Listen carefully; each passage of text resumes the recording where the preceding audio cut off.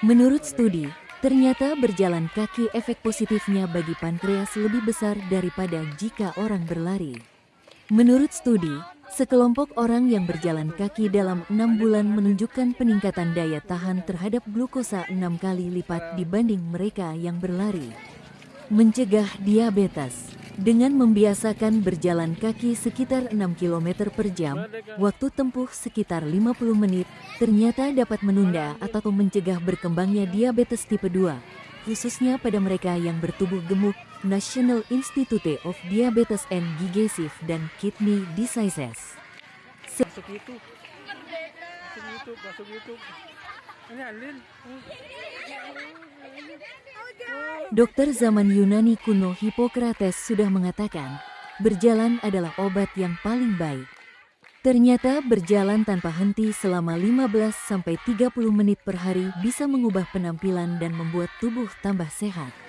Mencegah penyakit jantung. Menurut Asosiasi Jantung Amerika, berjalan kaki sama efektifnya seperti berlari dalam hal pencegahan penyakit jantung dan stroke. Aktivitas ini membantu mencegah penyakit jantung dengan menurunkan tekanan darah dan kadar kolesterol serta memperlancar sirkulasi darah. Menenangkan pikiran. Jika berjalan kaki bisa memperbaiki simptom depresi pada pasien yang menderita penyakit itu, bayangkan bagaimana besarnya dampak positif berjalan kaki jika orang hanya merasa suasana hati tidak senang atau lelah secara mental. Ini tentu bisa memperbaiki bad mood.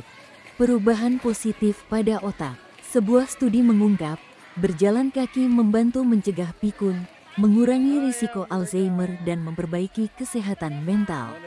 Ini juga mengurangi stres mental dan menjaga kadar endorfin tinggi dalam tubuh.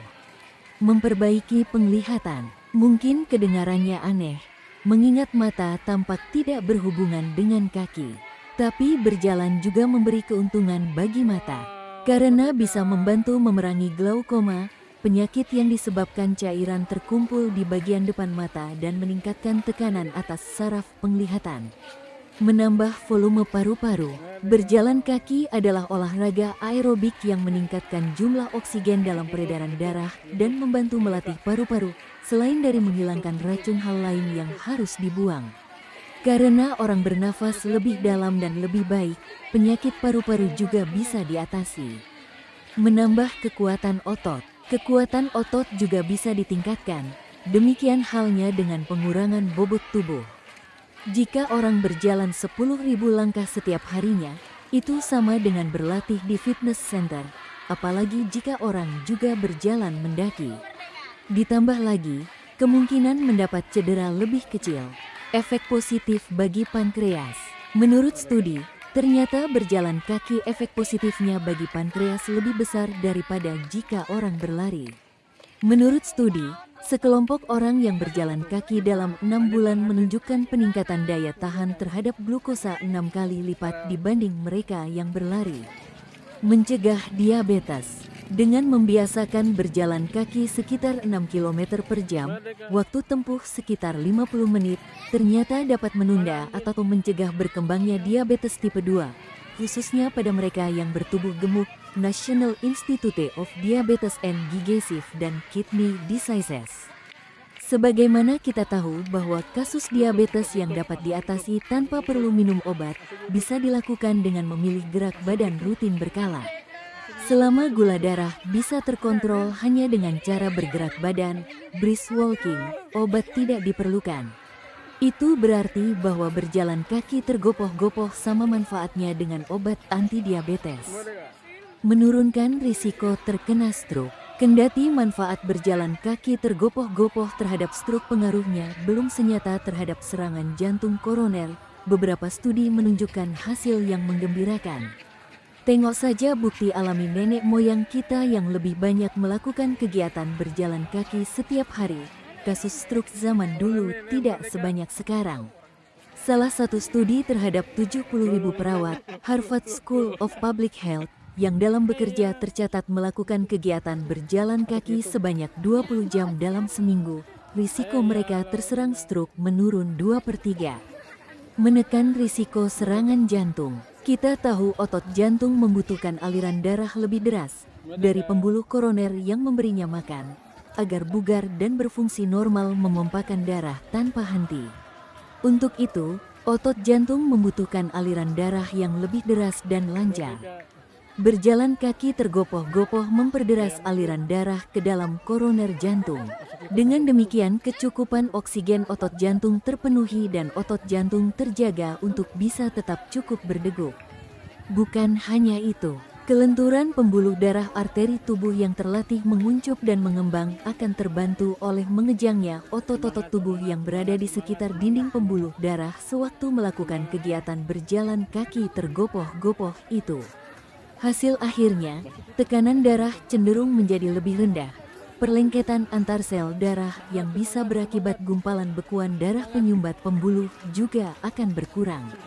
Lebih dari itu, kolesterol baik (HDL) yang bekerja sebagai spons penyerap kolesterol jahat (LDL) akan meningkat dengan berjalan kaki tergopoh-gopoh.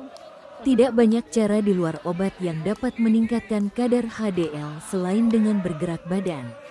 Berjalan kaki tergopoh-gopoh tercatat mampu menurunkan risiko serangan jantung menjadi tinggal separuhnya. Berat badan stabil. Ternyata dengan membiasakan berjalan kaki rutin, laju metabolisme tubuh ditingkatkan.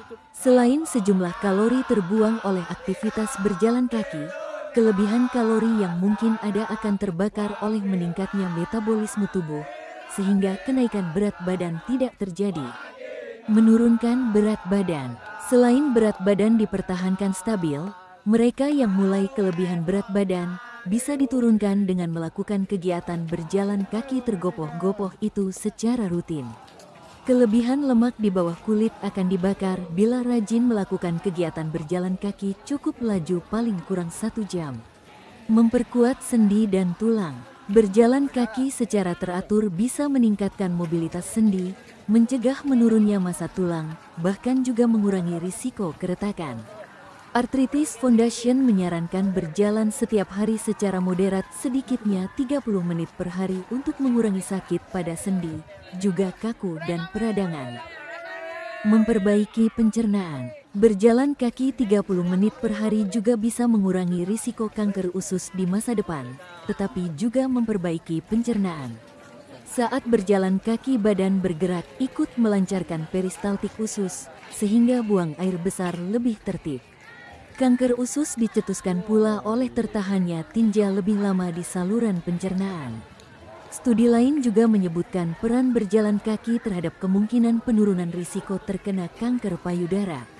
Menghilangkan sakit punggung. Berjalan kaki bisa jadi penyelamat bagi mereka yang mengalami sakit punggung saat melakukan olahraga lebih berat.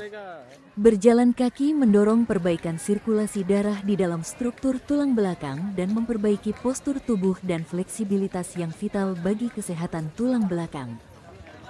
Mencegah osteoporosis. Dengan gerak badan dan berjalan kaki cepat, bukan saja otot-otot badan yang diperkokoh, melainkan tulang belulang juga. Untuk metabolisme kalsium, bergerak badan diperlukan juga, selain butuh paparan cahaya matahari pagi. Tak cukup ekstra kalsium dan vitamin D saja untuk mencegah atau memperlambat proses osteoporosis. Tubuh juga membutuhkan gerak badan dan memerlukan waktu paling kurang 15 menit terpapar matahari pagi agar terbebas dari ancaman osteoporosis. Mereka yang melakukan gerak badan sejak muda dan cukup mengonsumsi kalsium sampai usia 70 tahun diperkirakan masih bisa terbebas dari ancaman pengeroposan tulang.